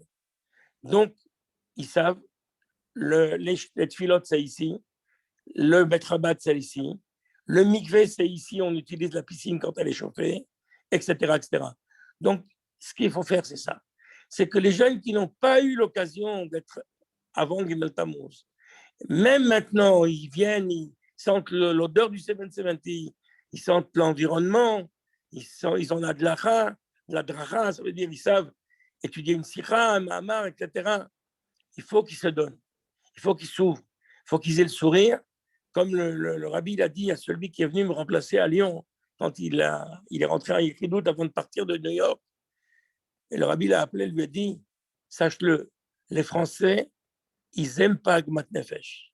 Ils aiment le sourire. Ils aiment l'ouverture. Et c'est ce qu'il faut faire. Il n'y a pas d'autre solution, il n'y a pas d'autre possibilité. Donc, il faut absolument que chacun y prenne sur soi de s'occuper des autres. Comment dire? De manière ouverte, de manière c'est valorisant pour tout le monde. Pour celui qui donne, il est content de donner. Il est heureux d'avoir un résultat. Quand on voit quelqu'un, comme cette semaine, il est venu quelqu'un que j'avais utilisé pendant 15 jours comme ouvrier à la maison. Tous les jours, il a mis les tefilines. Et il m'a dit, depuis ce temps-là, je me suis réveillé et maintenant, tous les jours, je mets les tefilines tout seul. C'est comme ça qu'il faut faire. Il n'y a pas d'histoire. On n'est pas des exemples. On essaye d'appliquer la chita que le rabbi il a mis en nous. Que le rabbi à l'époque, et que Moulay il a insisté tellement pour qu'on ne soit pas endormi dans son endroit, qu'on soit actif. Une fois, c'est arrivé que Moshe Nissan, le frère de Moulay, il a fait une tournée dans le sud de la France. Il est arrivé chez un shliach, peu importe quelle ville, et il a trouvé que dimanche après-midi, on était à la sieste. Il a dit, mais comment c'est possible? Paris est renversé le dimanche. Il y a des shiurim de partout. Tout le monde vient jusqu'au local pour apprendre. Et là, le shliach lui-même, qui devrait être le moteur de tout ça, il dort. C'est pas possible. Mais, c'est vrai, il y a des moments dans lesquels il faut savoir s'ouvrir, se donner, et bracha batzlacha pour tout le monde. Il y a un Rav qui essaie de m'avoir. Je vais juste prendre sa notation.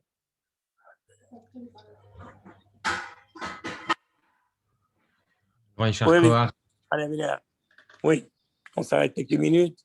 on s'arrête quelques minutes, on va écouter un petit nigoun. Chazak.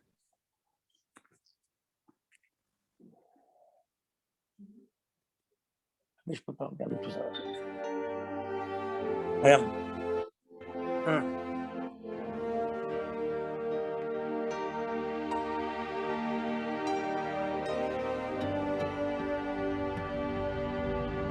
Là, on n'a pas mis la vidéo du rabbi, on va la mettre maintenant. Gefühlt sich in einmal mit dem Masse, wo der Eberstein hat gedacht ihn, und sie gefühlen sich in einer Medina, wo dort in die Tode alle Unionen bepasst ist. Man lebt in einmal mit Scholcherus, Alkoholponim Cherus wie in einer Masse von Golus. Is Afal Pikein is dort der Weder Koscher, und der Chemer und Bilvenim und Bechol Avedosa Maschrovdo Bahem beforech, bei Negei zu Jüdischkeit. Aber es soll sich nicht verlieren zwischen den Völkern, was einen herumsieht. Afal Pi, was Atem Hamiyat. Und es kommt zu gehen, der Jesu, der Hekton Teil in der Sachri Rabbin. Aber es soll noch machen dem Goy. Und a viele versteht allein bei sich in der Hei. Allahs kamen wie kamen in Beisa Knesses und in Beisa Medrisch und in Bote Sefer Shel Chinuch. Ist bei einer sichere Sache, dass es darf sein a Chinuch, a Kosher. Und noch mehr a Chinuch, Altaras, a Kedisch. Und der Sichers Hatero, beschaß aber geht a Reis in Gas. Und besorgt, dass dort darf sein Shem Shomayim Shogur Bifiv. Und dort darf gedenken und wissen, dass nicht Keiche Weizim Yodi Osserli es Achai Lazeh, sie mehr nicht, was Birkas Hashem hi Tashir.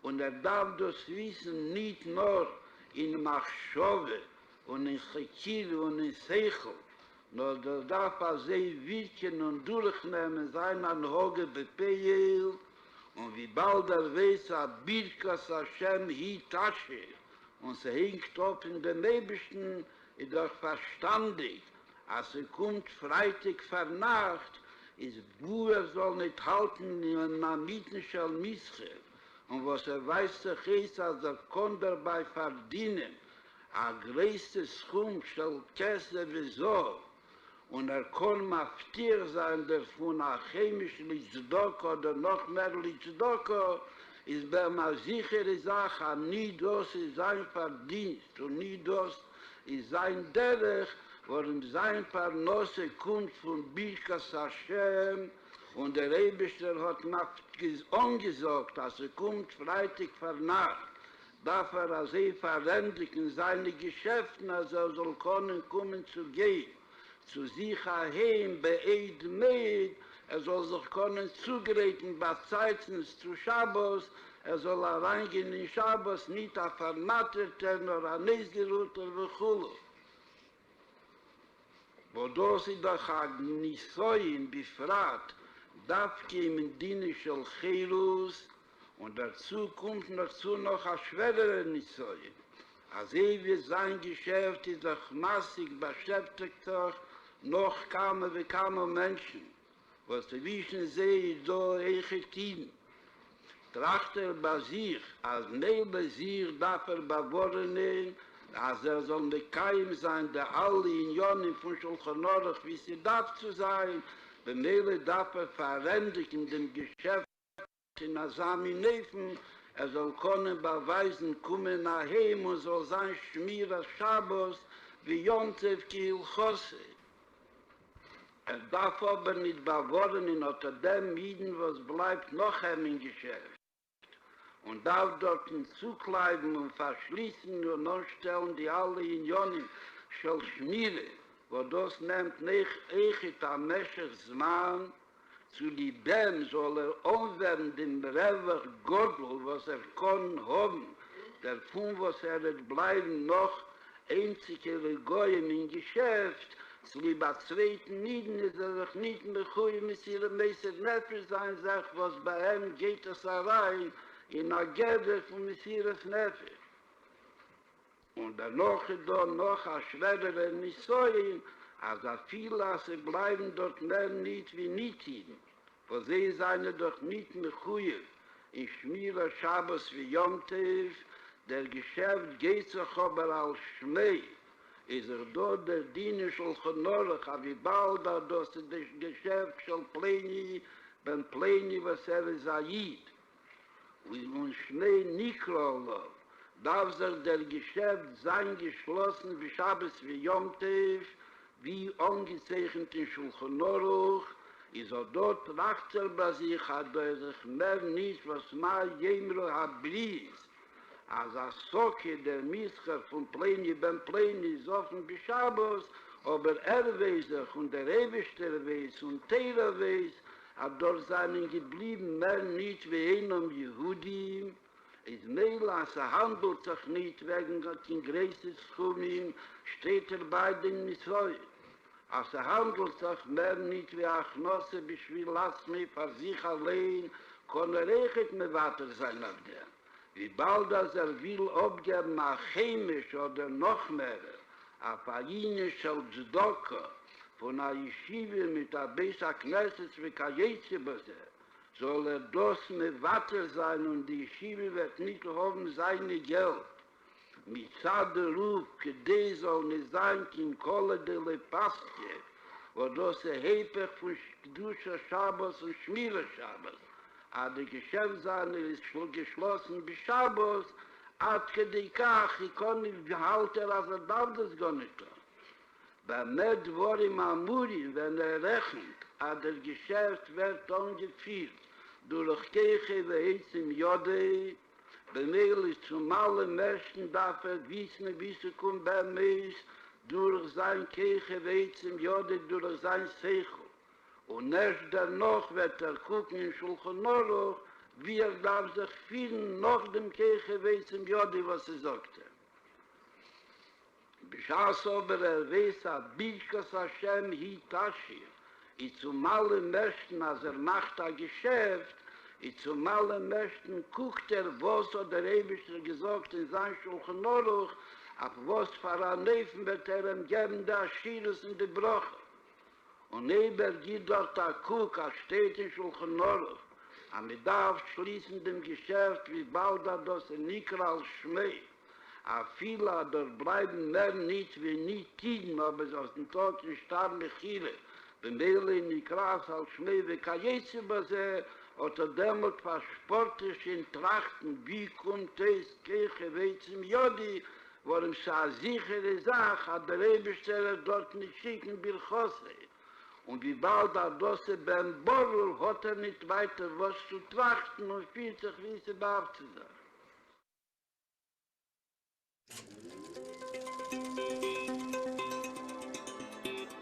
with materials from the living.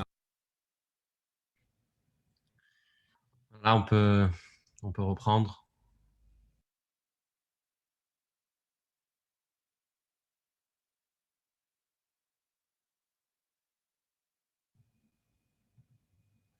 Daniel, vous avez la parole. Je ne sais pas si vous êtes encore avec nous. Non. Bon. Apparemment, je crois qu'il est parti. Attendez une petite minute.